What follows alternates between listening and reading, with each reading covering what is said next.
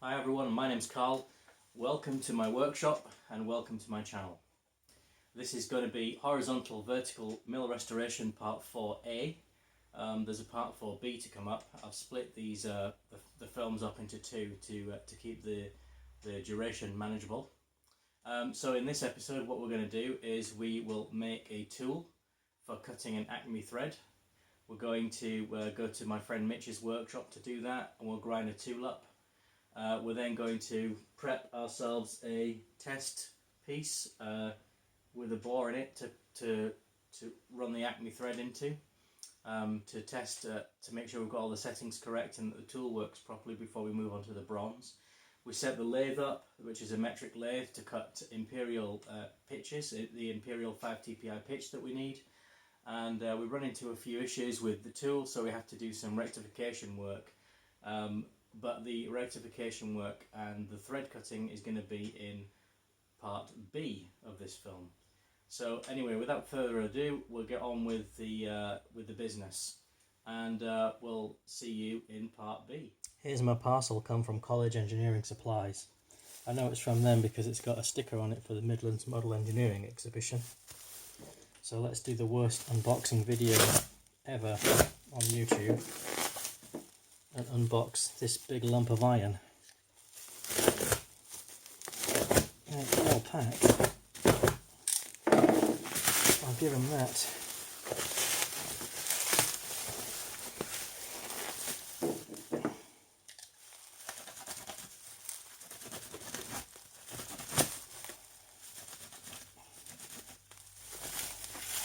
Right, so there you go.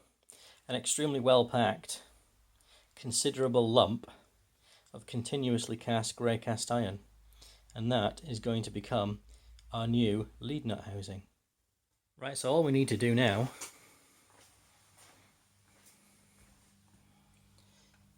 is get this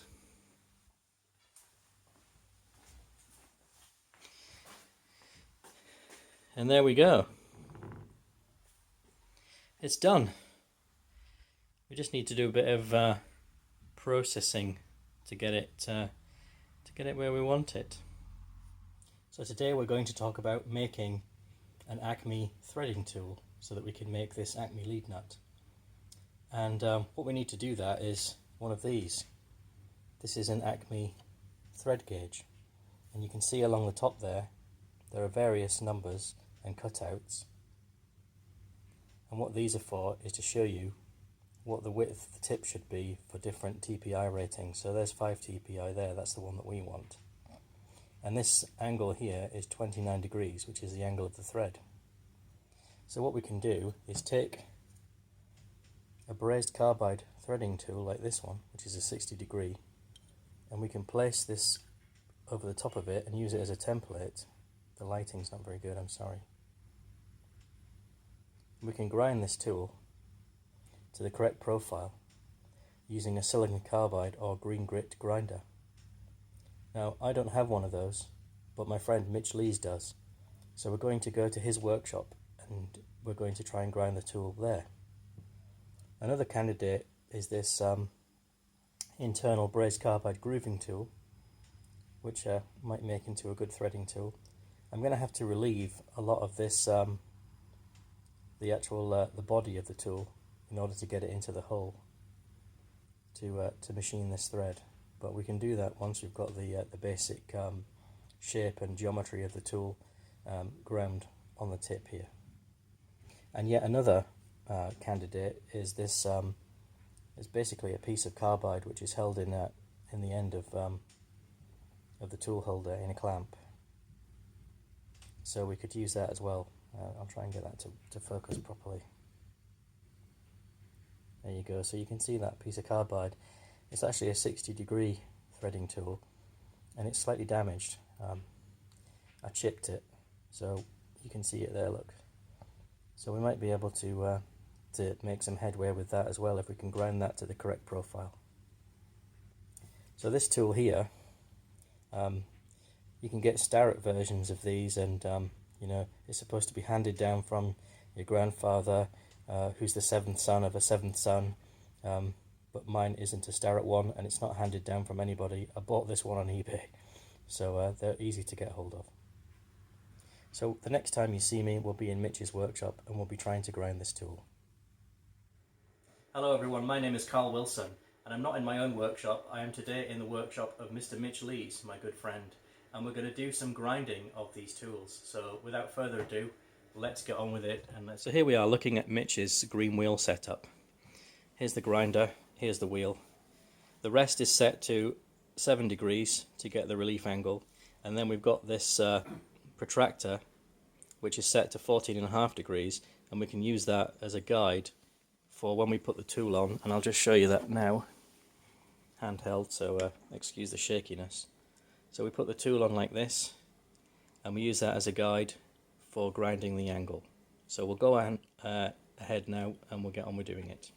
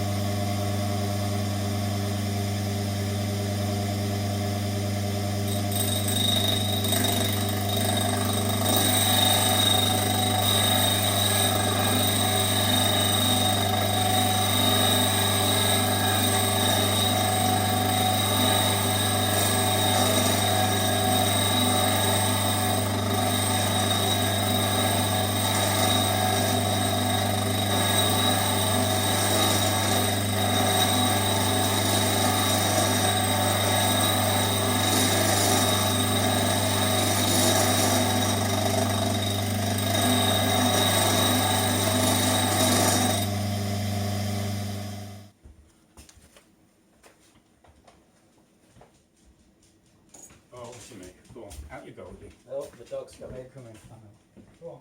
It's alright, we like dogs.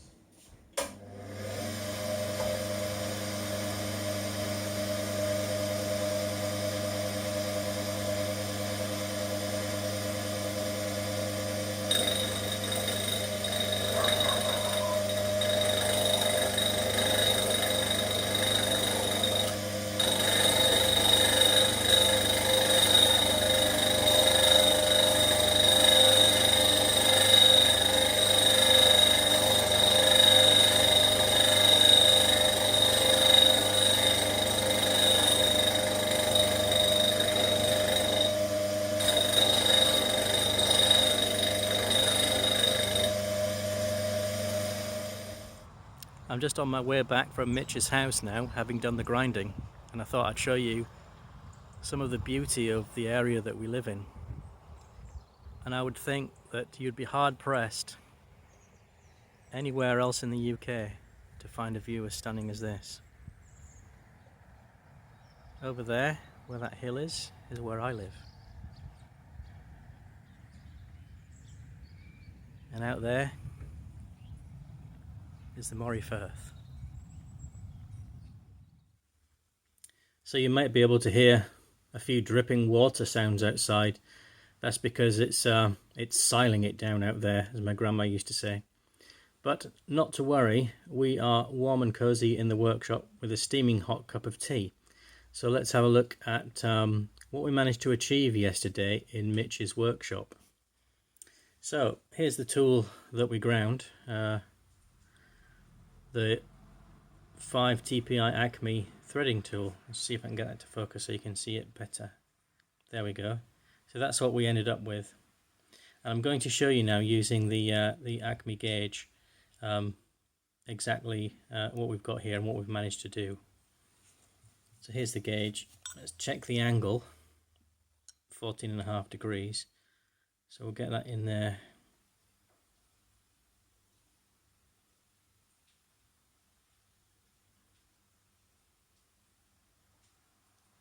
So I'm quite happy with that angle.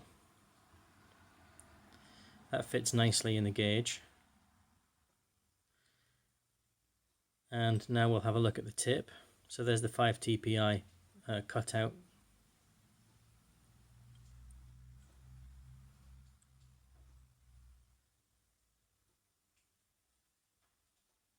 So that's not bad. The tip isn't exactly square to the sides, but it's the best I could get given the situation that we were in, the circumstances of the grinder that we were using, and the simple fences that we'd made to obtain those angles. But I think it's going to do a good job for us anyway. There we go, there's a better shot of the angle there. So what I'll do now is I'll show you what this looks like when we put it into the thread of the lead screw, so you can see what we're dealing with and how good a fit it is.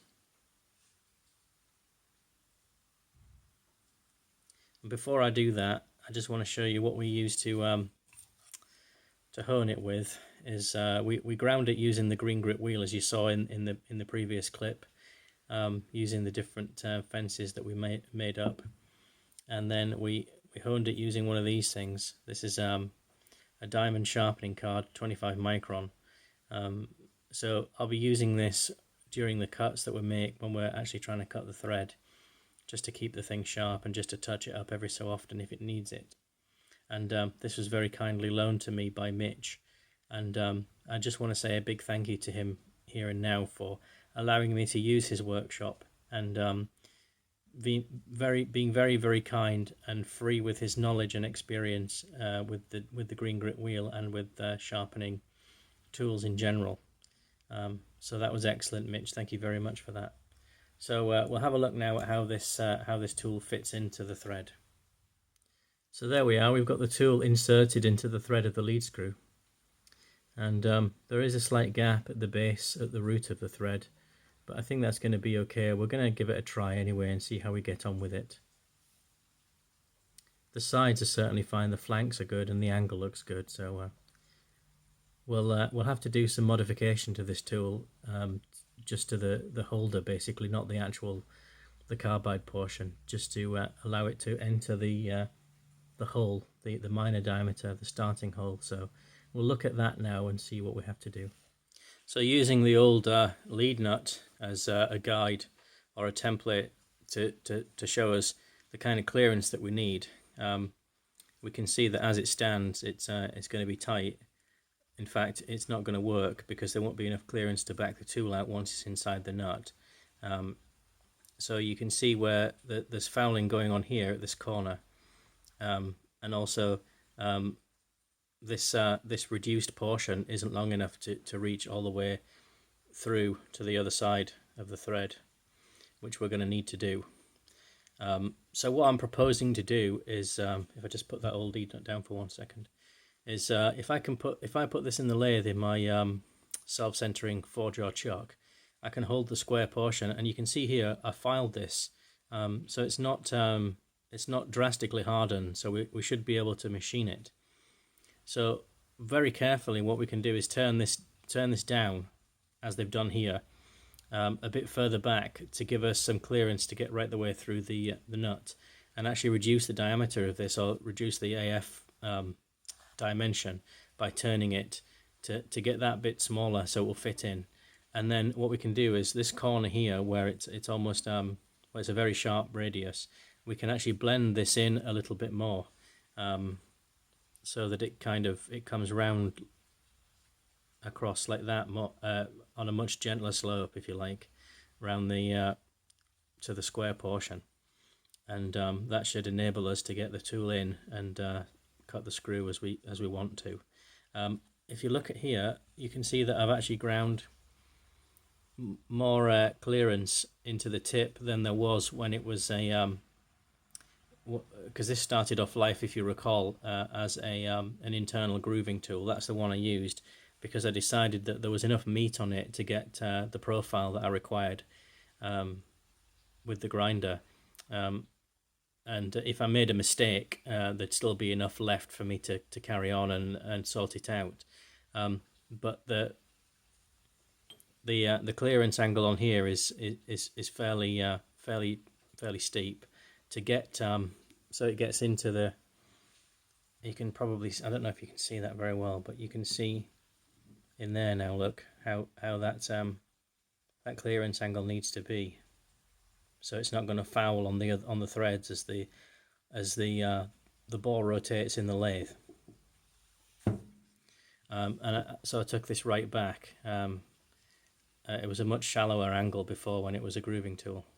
And the clearance angles on the side are about 7 degrees, which we set by basically angling the platen, the guide plate on the grinder.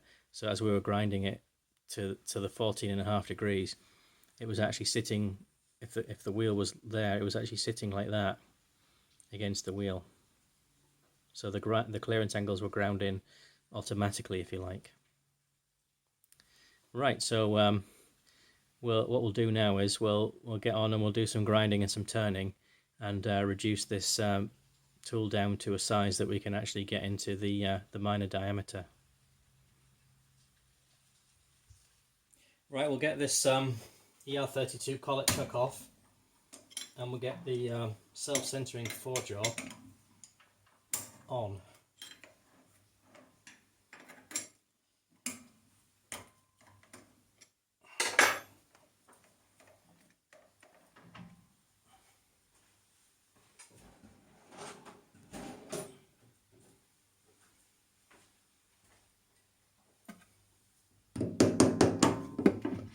There we go.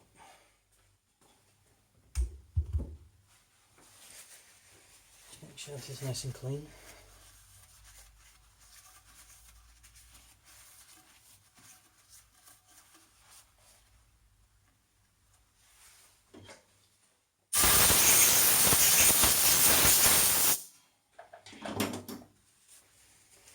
And a little bit of oil never goes amiss, does it?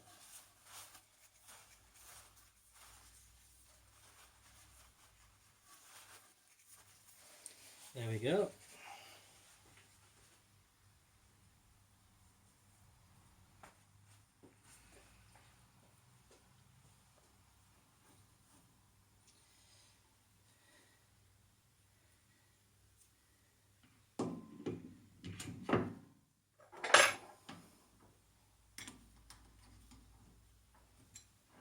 Probably told you how much I love a camlock spindle.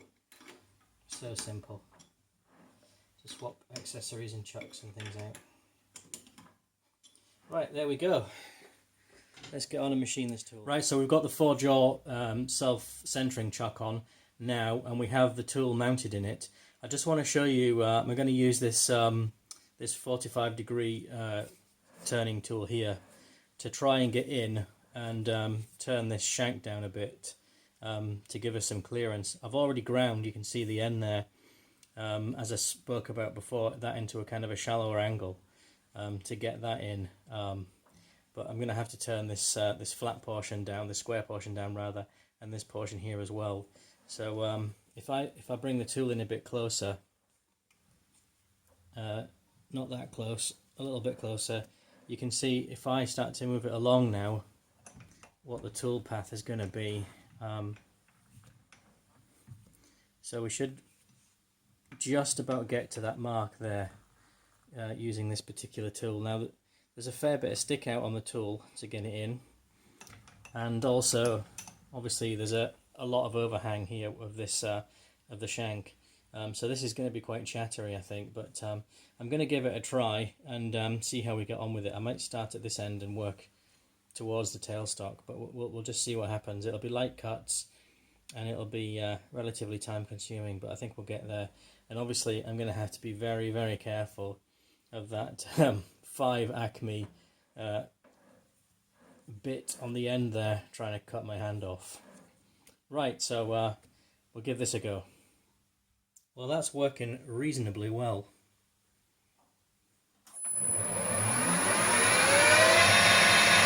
We're at 700 RPM, 750.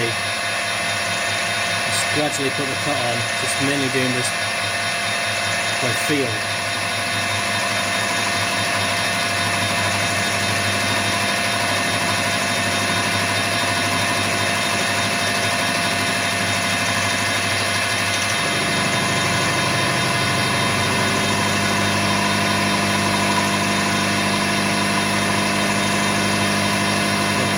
This kind of pace until we get it where we want it. slight cuts because of the overhang.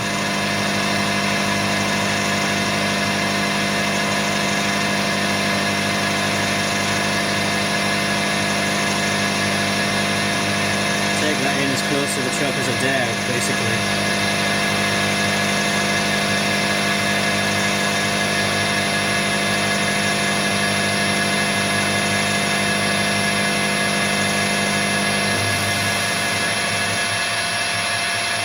Right, we'll just keep doing that until we get it somewhere near. So we're at the stage now where we've had 5 or 6 passes, perhaps slightly more than that actually. And you can see how we've thinned it down. Now the finish isn't bad actually, considering the amount of stick out. But the issue that we've got is there's a lot of chatter and it's very springy. At one point I could actually see the tip of the tool. I could actually physically see it moving as I was putting the cut on. So what I started to do, instead of working right next to the swirly, twirly, whirly teeth of death, I started the cut from the chuck end, put the cut on, and then had the tumbler quadrant engaged so that the tool fed towards the tailstock. So I don't know which was more terrifying, actually going towards the swirly, twirly, whirly teeth of death or away from them. I think towards them. And you can see here some slight chatter marks, but it's not a big deal really for the application. The thing that I'm concerned about at the moment is that to get this in, is this going to be rigid enough now? I hope so. It's going to be quite flexible, but well, I think if we take this excess off here now just by grinding this bit, I think we'll probably be somewhere near where we want to be, because I've just tested it with the nut and it does go in the nut, but I want to get this this excess off here now. But we'll use the grinder to do that anyway, so I'll bring you back when we've done that. So here's what we're left with after machining and grinding and using the belt sander is over and done with. So I've taken this shank down quite a lot.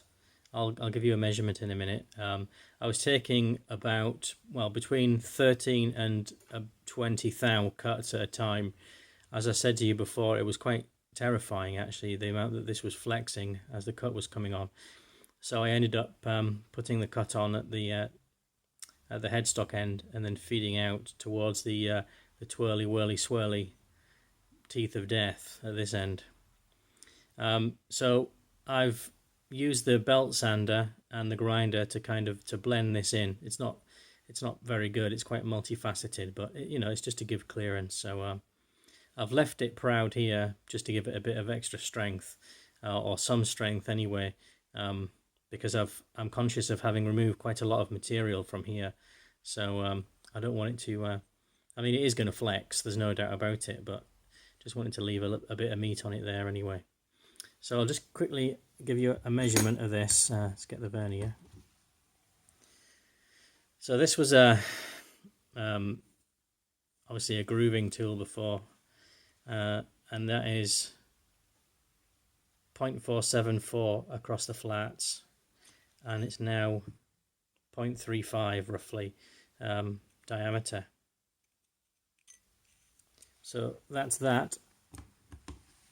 What I've done is the diameter of the minor diameter rather of the screw is about 0.9 of an inch. So I've made this hole, this template, in a piece of cardboard at 0.9 of an inch diameter, and just to see if this is going to have enough clearance. And it looks as if it will. I know it's strobing a little bit there and it's quite hard to see that, but I think it's going to be fine. It's going to enter that no bother at all, and we're going to have enough room to back out. So yeah, that looks pretty good. I'll try and get a better shot of that. There you go. You can see it there. Look, it's more than enough. Even if we have it slightly below center, it's still more than enough. More than enough to get it through and to back it out. So hopefully this is going to do the job for us. As I say, I'm a little bit concerned about how much meat's been taken out of it, but you know, there's only one way to find out if it's going to work, and that's to try it. So that's what we're going to do next. So I've got this piece of round aluminium bar. This is 6082 T6, so it shouldn't be too gummy. So this is, I'll try and show you, it's a 1.7 diameter, 1.75, there you go. So we'll easily get a 0.9 hole in that. So what we'll do is we'll cut a slug of this, and we'll put it in the chuck, face it, we'll put that 0.9 hole through it, and we'll try and put a thread in this and see how we get on. What we're going to do now is take a look at some of the dimensions for calculations rather of how I've worked out what this minor diameter hole should be, and also want to look at some of the settings on the lathe to get the 5 TPI pitch. Right then, let's have a chat about how we're going to set this Harrison M250 lathe, which is of course a metric machine, how we're going to set that up to cut this 5 TPI Imperial Acme thread. So on the Harrison M250, unlike the M300, it has change wheels as well as a feed gearbox. So you can see here there's 4 combinations of change wheels. And the change wheels that you get as standard with the metric machine are a 22, a 44, an 88, a 40 and an 80. And there are extra change wheels which you can't see very well here, but they're shown. This is for imperial pitches, so you can fit extra change wheels to convert the machine to cut imperial pitches. So basically what you do to cut a metric pitch is you have these 4 combinations of change wheels which are labelled up F, G, H and J rather, F, G, H and J, and then using the feed gearbox you can select from F, G, H and J here for various metric pitches. You select these 2 knobs, which I'll show you. I'm not showing you them, I'll show you them now. So these 2 dials here, if you select K or 3 for example, that would give you on change wheel combination F a pitch of 0.3, on G it's 0.6, on H it's 1.2 and J is 2.4. So you can set up your machine to cut various metric pitches using the change wheel combinations and this gearbox. On the M300 and the other M series machines, the bigger ones than this, you can cut imperial pitches, you can cut metric pitches, you can cut module pitches, because it has a proper screw cutting gearbox. Whereas on this machine, it's a bit of a halfway house really. You still have some change wheels to swap around.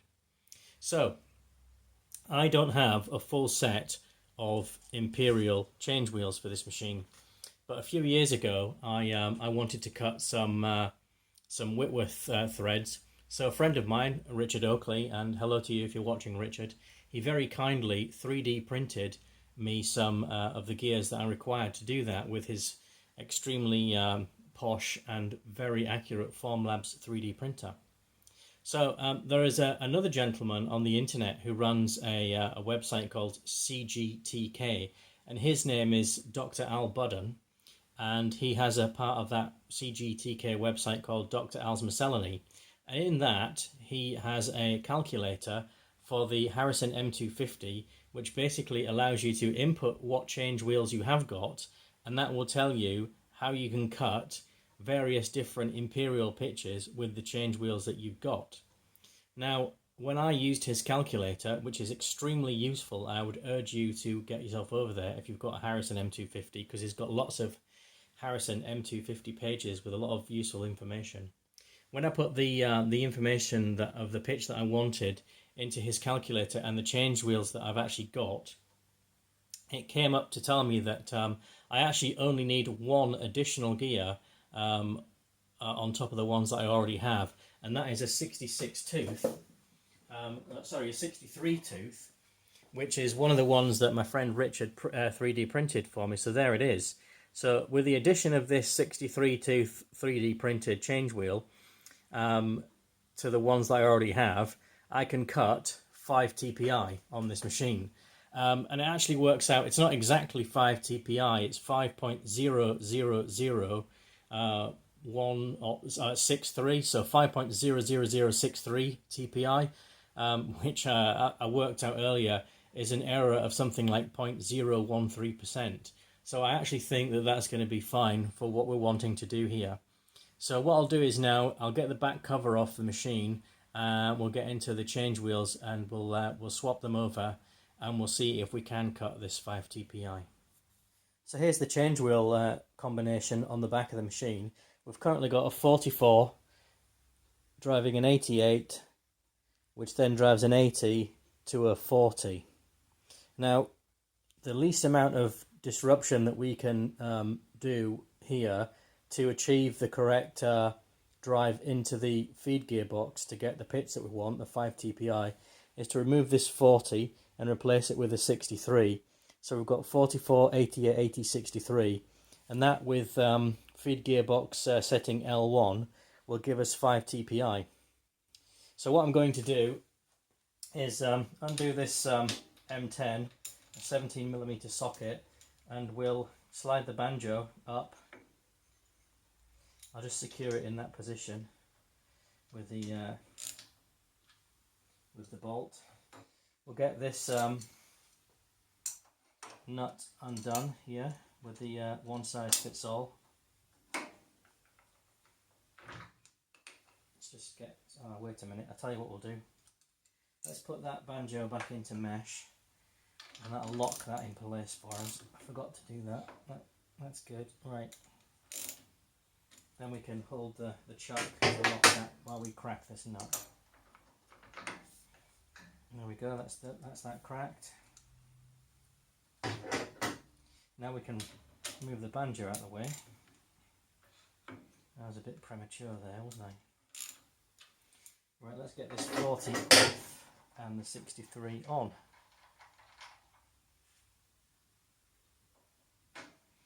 There we go.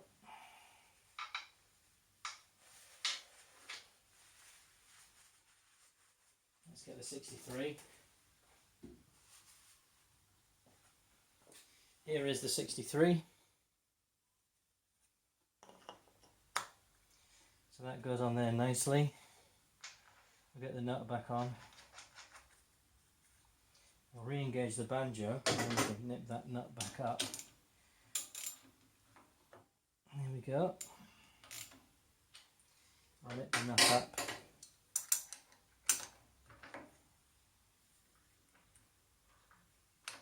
That's good. Right, let's just check the mesh.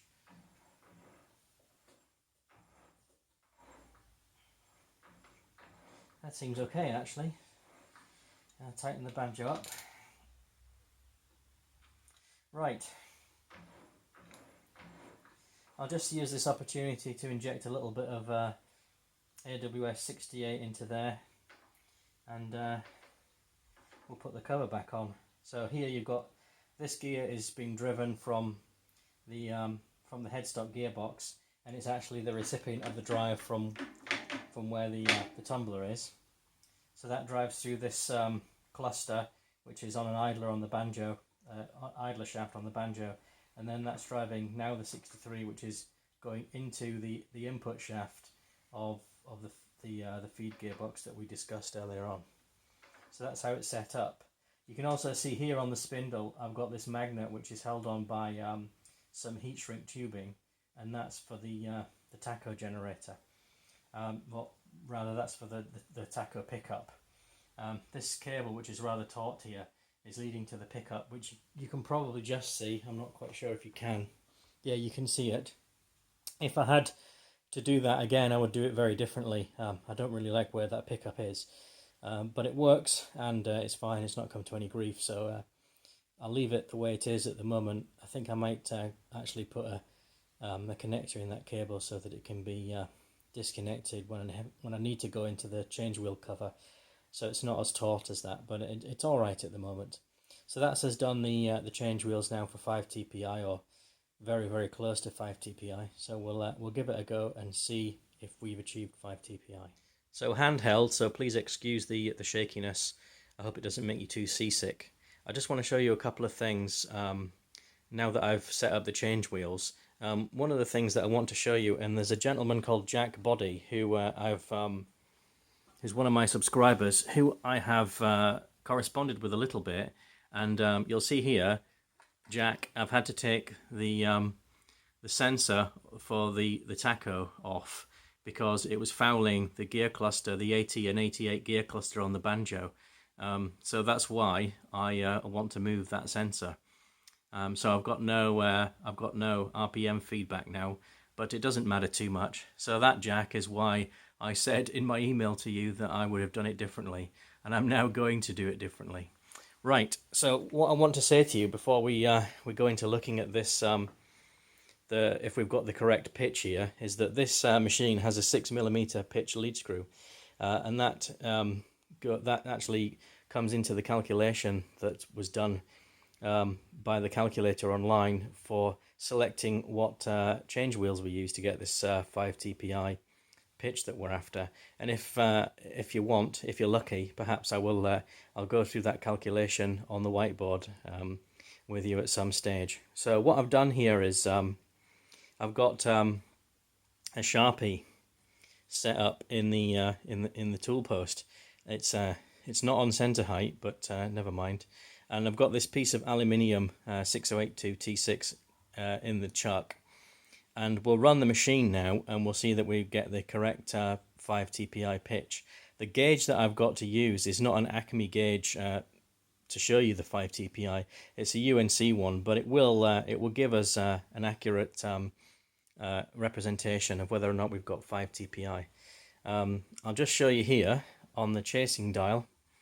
I've actually got the lead screw nut. The half nuts are engaged, and I've engaged it on number 4. I could actually engage it on any of those numbers for the purposes of cutting an imperial thread on this metric lathe. But now I've got to keep that engaged, or when I actually come to cut the threads, that will have to remain engaged.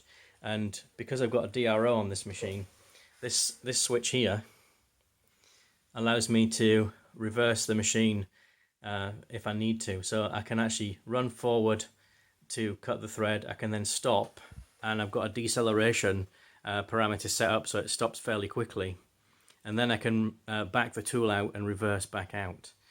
So that's what I'll be doing when it actually comes to cutting the thread itself. So I'll get the camera set up now, and I will show you that we have indeed achieved 5 TPI with the change wheel setting and the gearbox setting. Well, one other thing that I need to mention is that you would have heard me say that when I set the change wheels up, that we need to be on setting L1 on the feed gearbox. That was actually incorrect. On the feed gearbox, we need to be on L2. So that's what we've got now. You can see there we're on L2. So that's giving us another ratio to drive through through to the lead screw. What I am going to show you actually in a minute is how the lead screw engages and disengages on this machine. So just bear with me and I'll show you that. Taking off the steel cover, there is actually a cover that runs the full length of the machine over the top of the lead screw to prevent swarf or any other detritus getting stuck in the threads. So here you can see the business end of the lead screw that connects up to the feed gearbox. And what this is, basically, if you move this towards the feed gearbox, this collar, there's a simple dog clutch inside there, and it engages the lead screw drive from the feed gearbox. And under this spring steel cover, there's a slot, and in that there is a shear pin, so that if anything happens untoward while we're cutting the thread, if the tool gets jammed or if we have a crash, the shear pin will shear, and it'll protect the lead screw and the gearbox, and also the machine from any further damage. So that's how you engage the lead screw on this machine. It's manually pushing the dog clutch into engagement. So we'll get on now and we'll have a look and see if we've got 5 TPI. Okay, so we're in a position now to check this the pitch setting that we've got. I'm going to start the machine. As soon as I do, the carriage is going to start moving because the half nuts are permanently engaged. So we'll run this pen along the stock that's in the chuck until we get a pattern on there, and then we'll stop the machine. I'll back the tool out and reverse it out, and then we'll have a look at what pitch we've got using the thread pitch gauge. So here we go, stand by, starting the machine now.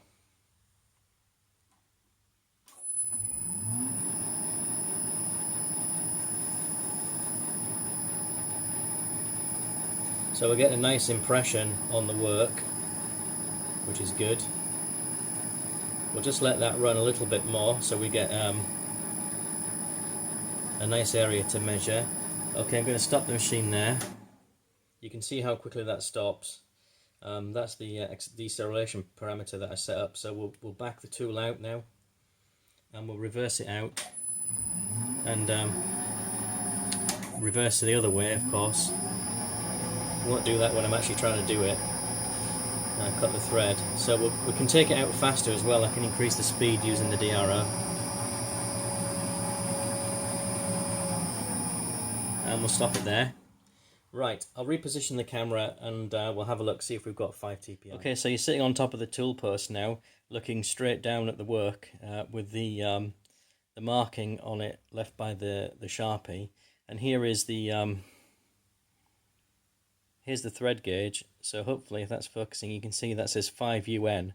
It's not an Acme one, but we're not trying to measure the depth of engagement or the thread form.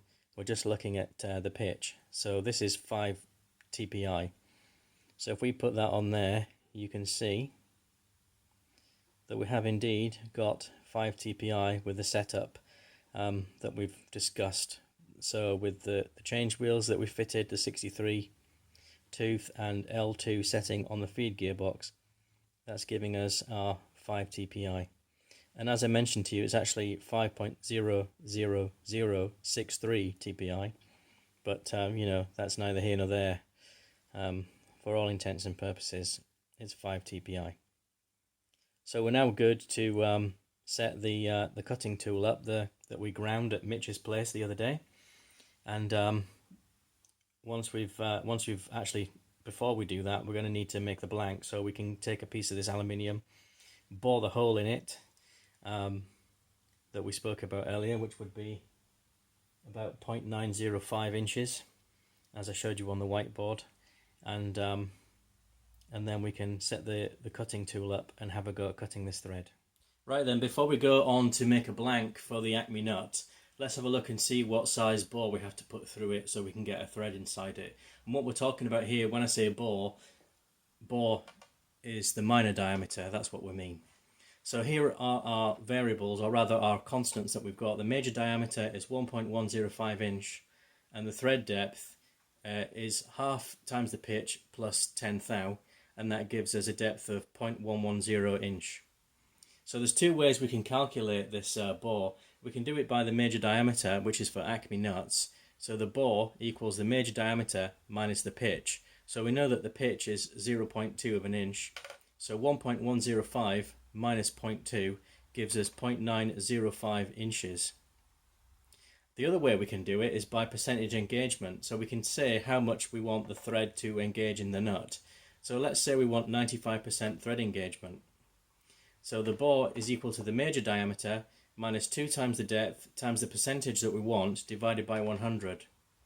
So if we put our constants into that, we get 1.105, which is the major diameter, then 0.22, which is 2 times the depth, times 95% engagement divided by 100, and that gives us a bore of 0.896 inch. And you can use this this calculation here for any thread, not just for Acme threads. So we've got two fairly similar numbers here, 0.896 and 0.905. I'm going to go with the 0.905 for the nut that I'm making. It is going to be an experiment, and this is going to be probably the first nut in a series of several that we'll end up manufacturing before we get where we want it to be. So having said that, and having shown you how we calculate these figures, we'll crack on now and we'll get the blank made. Okay, so we've got our 6082 T6 piece of aluminium as the blank set up in the chuck, and the lathe is set to about 500 RPM. We're going to take a facing cut from this just to clean the face up, and then we'll put a chamfer on the edge. We'll just break the edge, I think, and then we'll be in a position to put the bore through this, the 0.905 inch bore. I've turned the image stabilization off on the camera because whenever the chuck's rotating, it does make the image really shaky. Far from stabilizing it, it seems to make it worse. So without further ado, we'll get on and we'll face this this blank.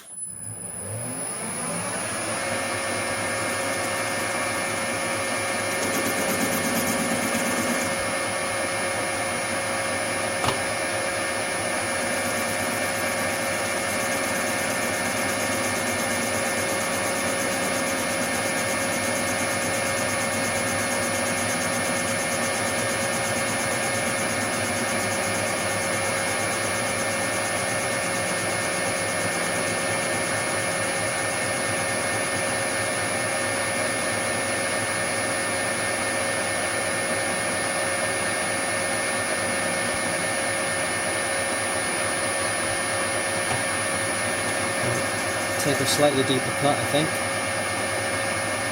Right, just get it nice and flat.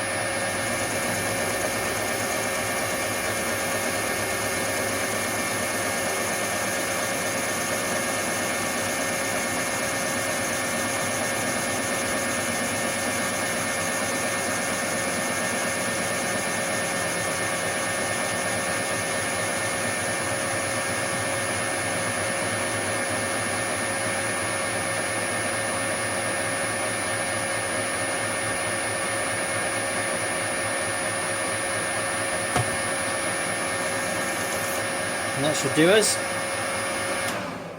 Right, I'll just shift you and then we'll take a oh, we haven't cleaned that up. Let's try again.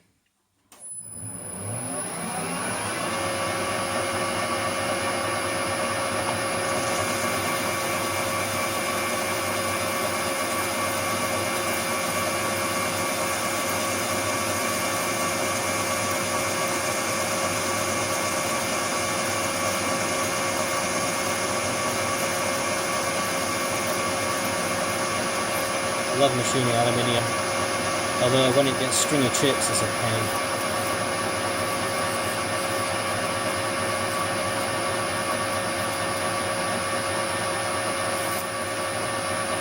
There we go, that's nice.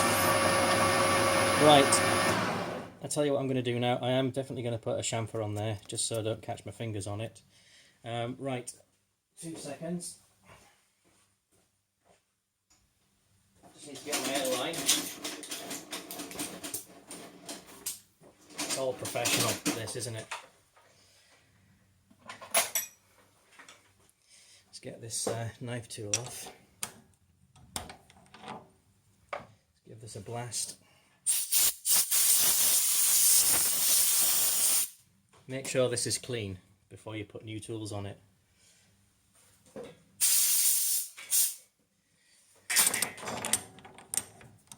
There we go. Let's take a chamfer, or put a chamfer on rather, not take a chamfer. Let's flash it up.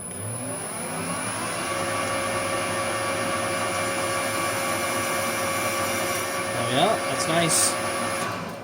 Okay, the next thing we're going to do, we'll throw the chuck in. Well, when I say throw, I mean obviously precisionally place the chuck in. Precisionally, that's not a word, is it? What am I talking about? We'll put the Jacobs chuck in the tailstock and we'll start punching a hole through this beastie. Okay, we'll start off with a centre drill. This is just Rocol mixed with Illicut 486. I like to use WD-40 as a lubricant for aluminium, but I don't have any at the moment. I'm going to get some this afternoon because I want to get some before we start using the threading tool. So anyway, we'll start getting a hole punched through this now.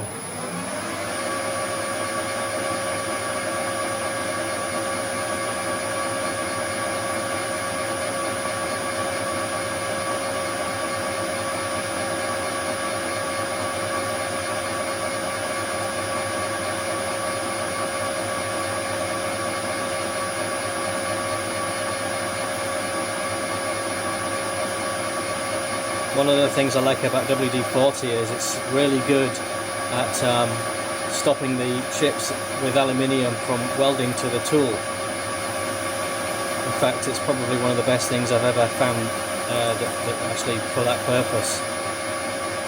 Right, let's change this centre drill out for something bigger. So this is an 8mm now, we're going to put that right through there. Obviously the hole that we want to generate here is 0.905 inches, which is in the environs of 22mm. So the biggest drill I've got in that regard is a 20mm. So we'll finish up with a 20mm drill eventually, and then we'll bore it to the final size. So I'll get this through now. And then I'll bring you back when we're putting the 20mm through, because it's a bit boring watching all this.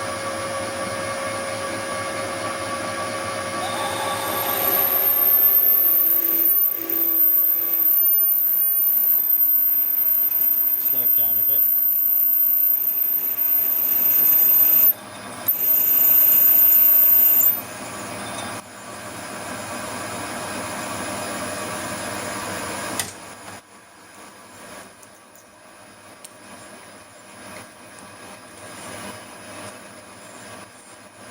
Long stringy chips, how we love them.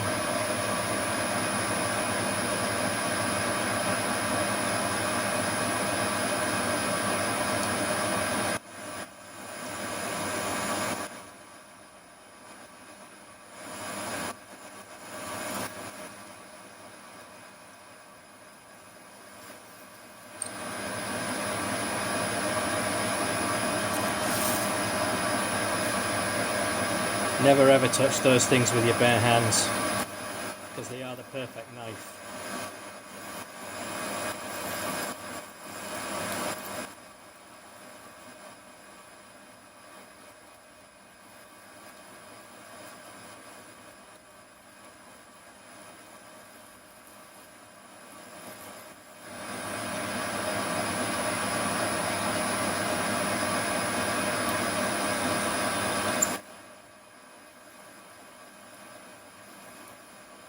You'll get away with it 99 times out of 100, but that 100th time, it'll put your finger to the bone. Don't ask me how I know that.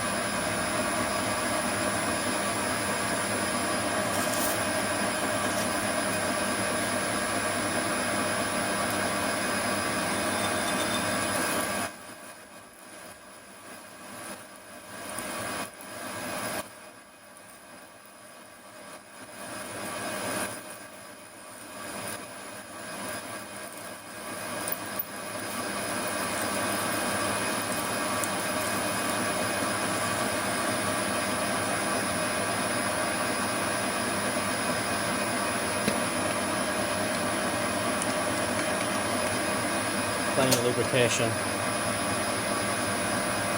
As I say, I'll get some WD-40 this afternoon, so that when we come to actually the threading operation, we can use that, because one of its many uses is it's excellent at preventing chips from welding to the tip of cutting tools. We're almost there, I think.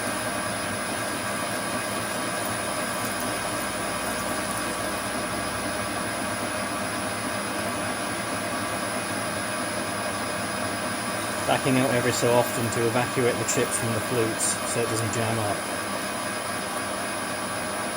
because it will do so without warning, even in the most mundane of circumstances, like boring a simple hole in a piece of aluminium, especially with aluminium.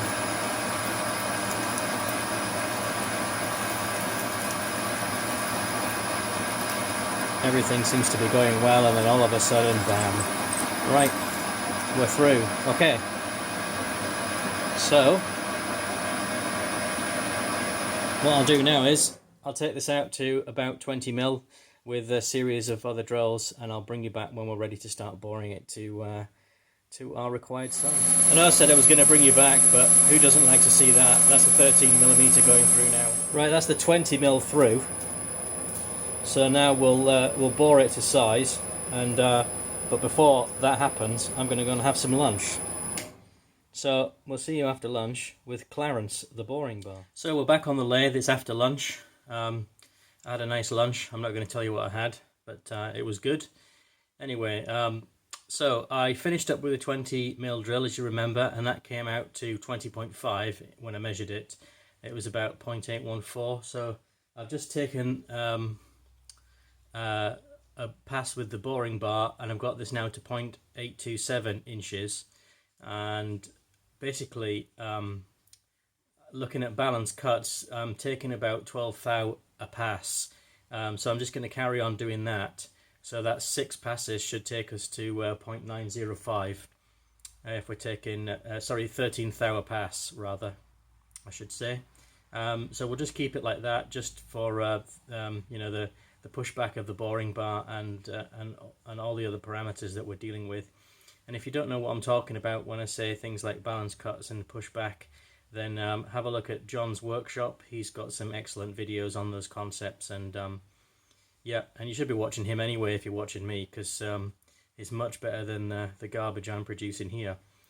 Anyway, we'll crack on and we'll get this board out.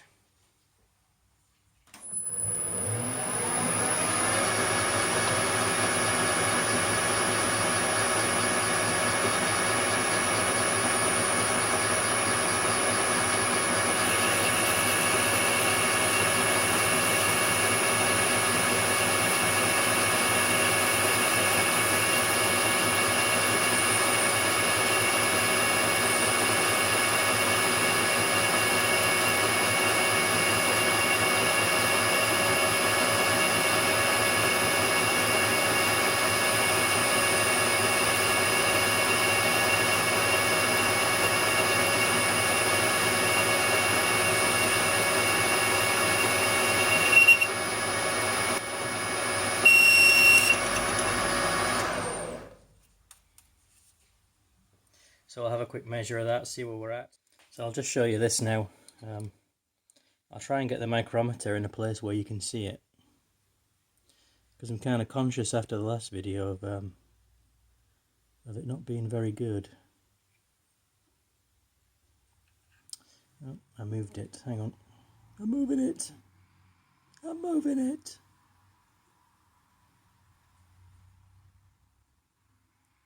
Not easy to do on camera, but there we go. We'll get there. Okay. So, a bit of zoomage might help, mightn't it? So if you do the maths, you'll find that is, what did I say it was? 0.8395. 0.8395. Or 96, thereabouts. So we are taking about 12 thou and 5/10 roughly off each time. So we'll carry on doing that, and I'll bring you back once we've got, hopefully, to the correct size. So I just put the final cut through, and got a good finish inside it. And I'll show you that balance cuts work. Let's have a look at what we've got there. 0.90, I'll show you how. Zoom in on it. Let's get it to focus. 0.9055. So I'll take that. That's I'm more than happy with it. Okay, so now we've done that, we can get the threading tool set up and have a discussion about how we're going to do that. So this tool really has started to grow arms and legs.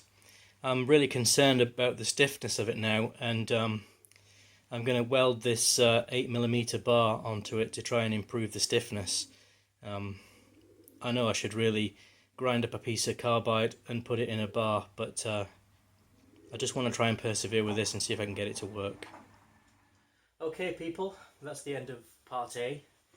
We're going to move on to part B now, and we'll have a look at how we're going to sort this tool out, how we're going to stiffen it up by welding that 8mm bar onto it. So I hope you've enjoyed this one and setting the lathe up and all the rest of the content making the tool. So stay tuned for part B, where we'll be cutting the thread in the test bore, in the test blank. So I hope, once again, I hope you've enjoyed it, and see you on part B. Take care.